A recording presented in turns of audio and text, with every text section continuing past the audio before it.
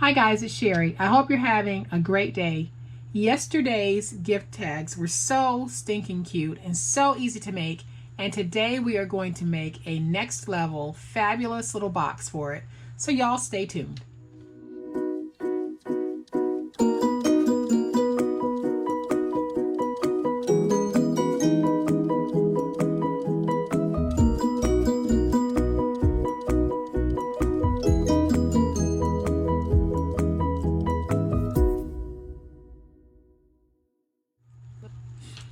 So yesterday I made these really cute and really fun little tags using items from my stash, some beautiful gold wire ribbon that I received in a swap from Natalie Baker. And today I'm going to show you the other two tags that I made to complete this wonderful set. And I think they are just so cute. This one, look at that. It is just so fabulous and adorable. Natalie Baker also made these little Santas for me. She made several of them for me, and it was part of a Christmas swap that she and I did last year. Natalie is not on YouTube, but she should be, but she is on Instagram, and I will provide her Instagram handle in the description box below. But I wanted to share this with you guys because that is just so cute, and on this tag it's just absolutely adorable. And then we have this one, and Natalie made these little flat tissue paper rosettes for me, and I had this Santa in my stash, so I popped them up, used some more of that gold wire ribbon, then I added some greenery and these little Tim Holtz, I don't know what you call them, but they're little picks and they look so great. And then I have some Christmas ephemera from Tim Holtz, and I added it right here at the bottom. And I think that these just complete this wonderful set. It's a set of 4. So of course we have to have a fabulous box to put these in. So let's get started on making our box. To make the box, we are going to need our scoreboard and a piece of paper that measures 9 3/4 by 11 3/4.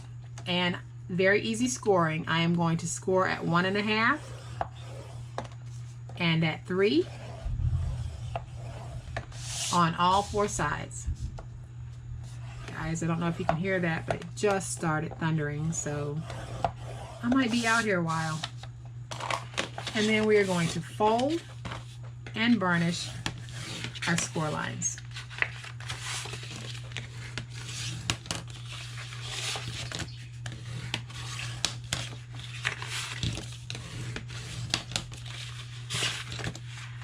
Okay, and then I'm going to come back with my scissors, and I am simply going to, I've got an end piece here that needs to be removed, so I'm going to cut here at an angle, and then I'm going to come in and cut here and remove this end piece completely. And then I am going to come up and cut on my score line up to the second score line, not through it, but just right up to it. And then I'll come back and I'll angle cut out just a little bit of that. So I'll be left with this, and I'll do one more with you guys, and then I'll do the other 2 off camera. So all I'm doing, I'll remove the end piece first. So I'm cutting up, and then I'm going to come over and just angle this a little bit, not a whole lot. And then I'll come back and I'm going to cut up to the score line, but not through it. And I'm going to flip this because it's easier when I'm working on this side for some reason. And then I'm simply going to angle cut this just a little bit. Alright, so it's going to look like this after you have removed 2 pieces. And now I'll do the other 2 pieces off camera, and I'll be back. Okay guys, so let's put our box together. And all we're going to do is we are going to take our glue and just get our tabs nicely glued.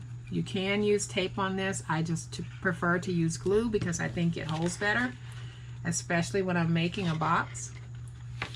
And then I'm going to just stand it up so that I can come back in on the inside and just get that nice and stuck. Made a little mess there. And I'll take this side and I'm going to get that nice and stuck as well. Come in with my bone folder. And I'll do the other side. So what I'm going to do is I want to stabilize this box. So I have pieces cut to measure 3 5/8 by 1 1/2, and I'm simply going to stick that in, and then I will come back and place my glue, and then I'm going to fold that in so that I have a nice sturdy edge. And then I'll do the same thing on my other side. I'll come back with my glue, place my glue like this, and I am using scrap chipboard for this. So I always save my scraps, that even with the little ones, I save them because I know I can use them to stabilize the sides of my boxes. So you're gonna, if you start using chipboard, you will notice just how quickly you get scraps. And this is just a great way of using them up, first to make the tags and then to help stabilize your beautiful box. So I have it in there like that, and then I have 2 pieces that measure 5 1/2 by 1 1/2, and I am going to put those down inside using glue.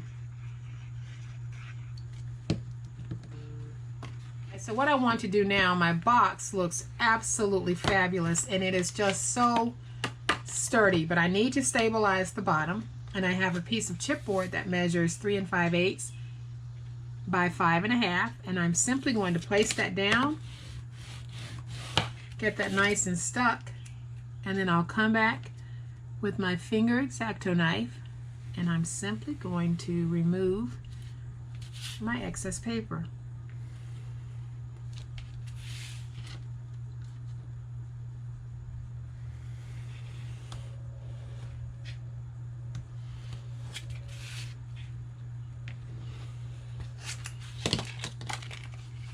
And now I can place this in the bottom where it's going to be nice and pretty. And I just want to test it to make sure that it's going to fit. So to place it in the bottom, I am actually going to use my wide tape. I don't want to use glue on this because I don't want to have to put down a lot of glue and then try to spread it out on the bottom of a box. So I'll use my tape, and I'll just come back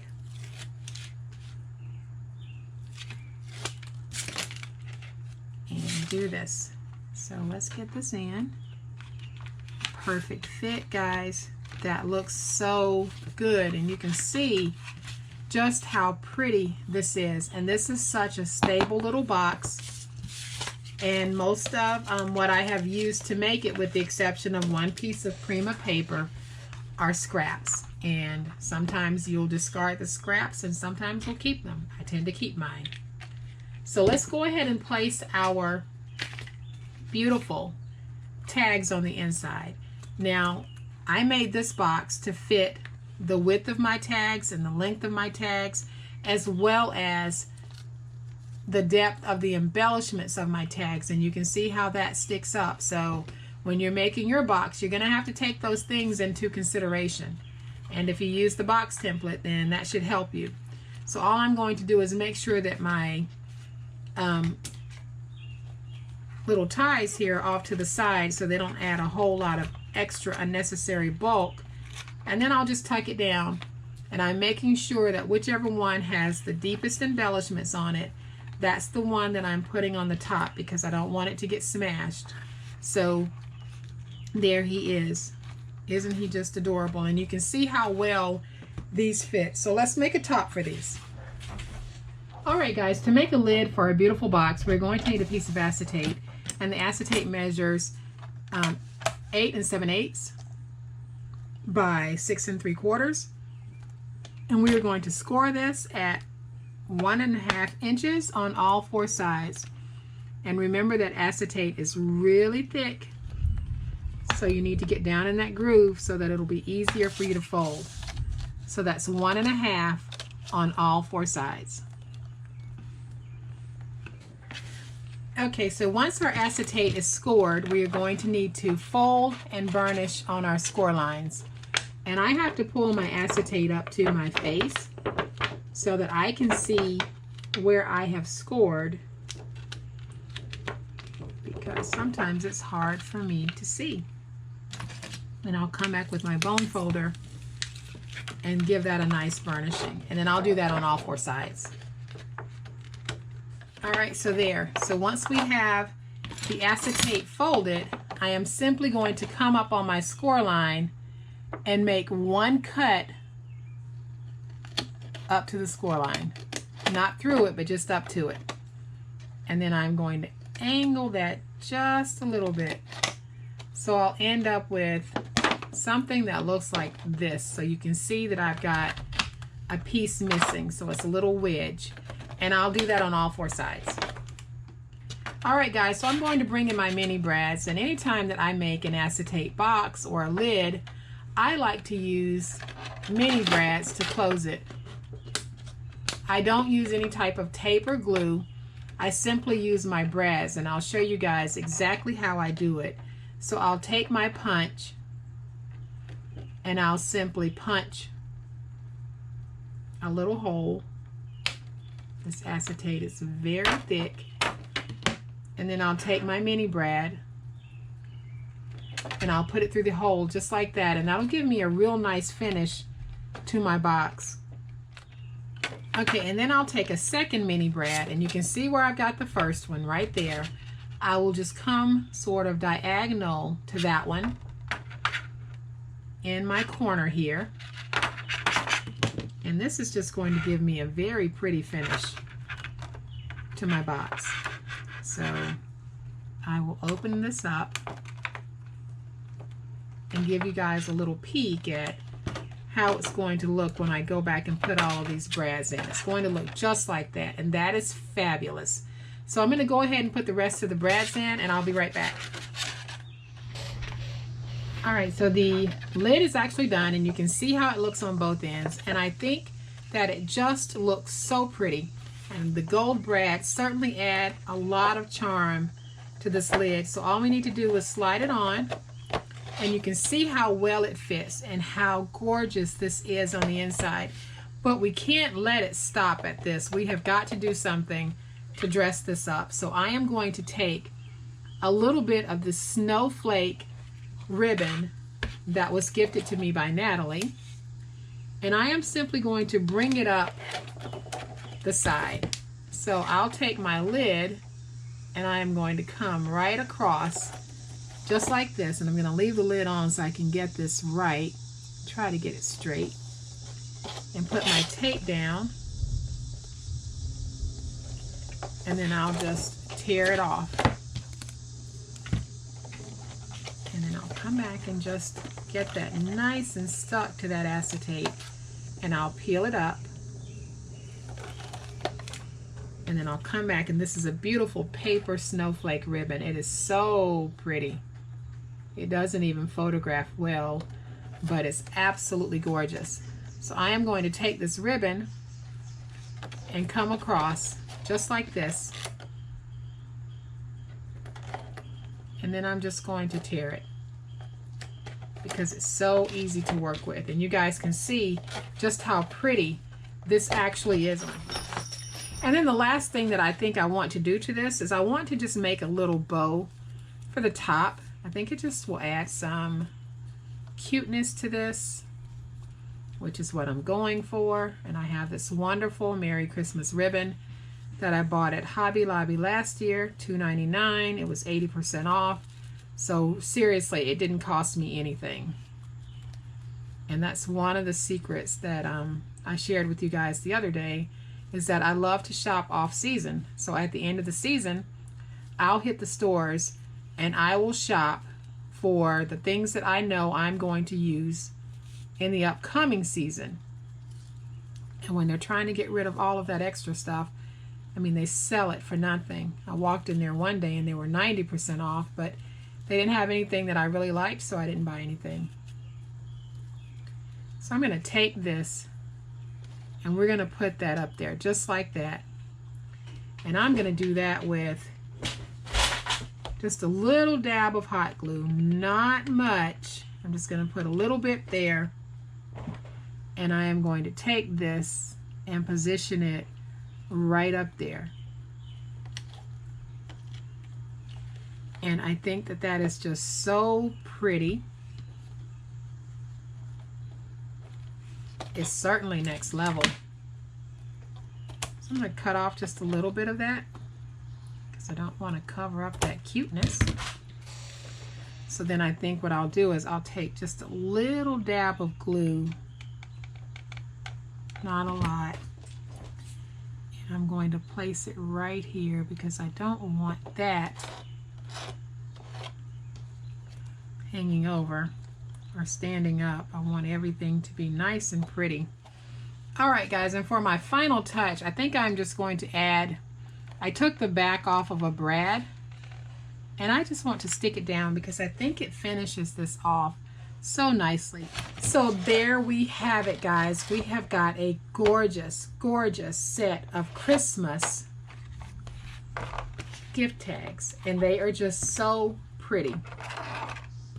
And I think this whole project has just been absolutely fabulous. I love making the tags out of scraps. And now we get to make this beautiful, beautiful little box for it. Nothing extravagant, but it's pretty paper.